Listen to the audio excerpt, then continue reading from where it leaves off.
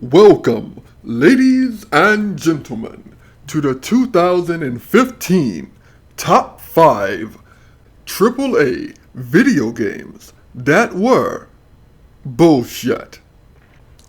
Alright, so with the end of the year fast approaching, I finally get the chance to talk about all the fun bullshit that the game industry has spewed out over the past year. So, without further ado, let's get started.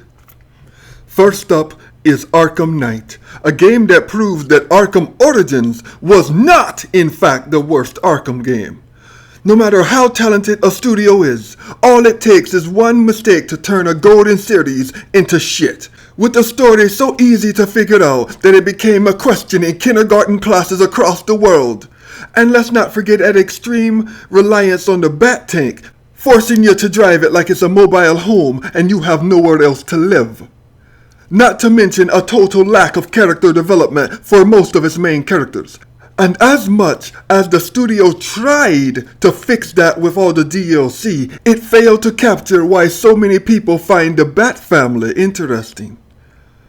And that's not to mention the absolute shit show that was the PC release. A product that was so unplayable that it was actually taken off Steam. Probably because of the tens of thousands of refund slips that were being submitted. A game that was so broken that even after reappearing on Steam around 6 months later, they were still making patches trying to fix it. And as I said, it was a shit show. And next up is Fallout 4, a game that confuses the hell out of me because technically it's not a bad game. Now sure, from a programming point of view, it's a buggy mess, but if you expected a Bethesda game to launch without all sorts of problems, then you must have the innocence of a deaf and blind child, because everyone and their mother knew that this game was going to be buggy. Hell, some people were eagerly anticipating the glitches so that they could make YouTube videos showcasing it like a display piece. It was the holy grail of shitty programming. And oddly enough, that's not what many people seem to be having a problem with. Because with all that, the game is still good. What's shocking is that in terms of story, this is probably the worst of the 3 Fallout games, that Bethesda has made. And being the worst Fallout game is still better than being the best shit game. So the story of the game is that you're about to trounce around the beautiful wasteland and search for your child. And then you will forget about your child and say things to people that you yourself don't understand because the dialogue wheel is such shit.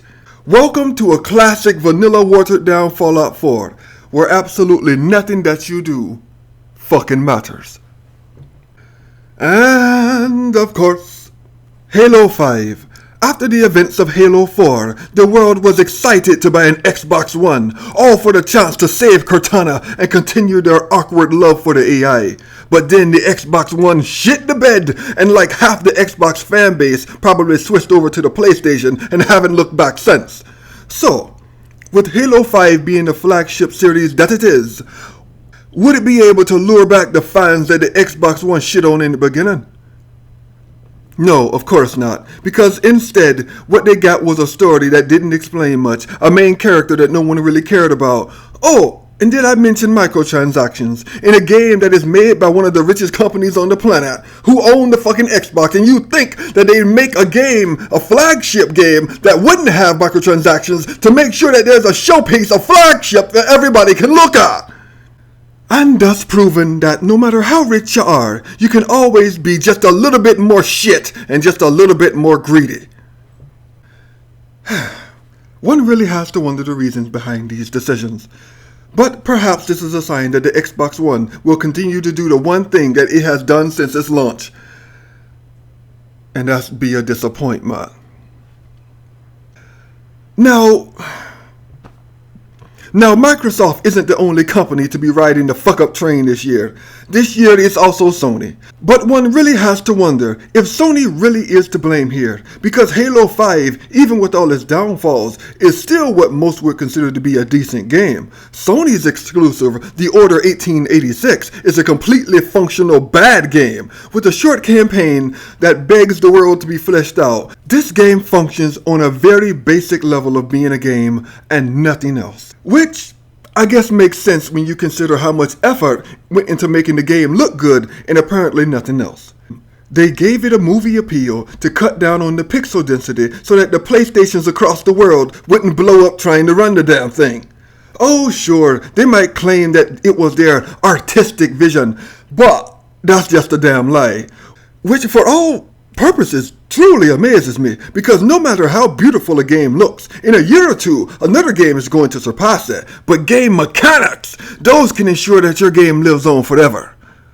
And finally, the last disappointment of the AAA year was a double dose of bullshit. A first-person shooter shit show brought to us by AAA Games. Between Star Wars Battlefront and Battlefield Hardline, it's hard to decide which one I expected the least out of this year. With Battlefield Hardline, I admit to liking the Law & Order Fast and the Furious story that they had going on there. And if they had stayed the course, it probably would have been better received. But instead, the multiplayer felt rushed and a little bit boring. Which is to be expected because, well, who here thinks driving the car in the circle for 20 minutes is the best getaway plan? Anyone? No, I didn't think so. But whereas Battlefield Hardline had glimpses of greatness, EA's Battlefront was a piece of shit before it launched, and when the reviews came, it was a piece of shit after it launched. A game that was so beat up in the media for being so bad and not worth the price they were asking that EA dropped the price to $39 only like 2 weeks after the game's release. Now that shows dedication and a no trustworthiness of your product. And that's not to mention that greedy cash grab that is the $50 season pass. And for the game that focuses on 100% multiplayer, they still somehow managed to fuck up the multiplayer. The weapons are shit. The heroes are way beyond overpowered and are reaching a level of godlike. Speeder bikes are useless unless you want to see just how fast you can kill yourself. But I guess if they're named speeder bikes, I guess that makes sense of how fast you can kill yourself. And almost every mode is shit. They say that reviews are based on opinion. But if you think that Battlefront is worth $60, then you are factually wrong. The game goes against the very laws of nature, and I'm sure in the near future that owning a copy will be classified as a terrorist attack. Fuck that game.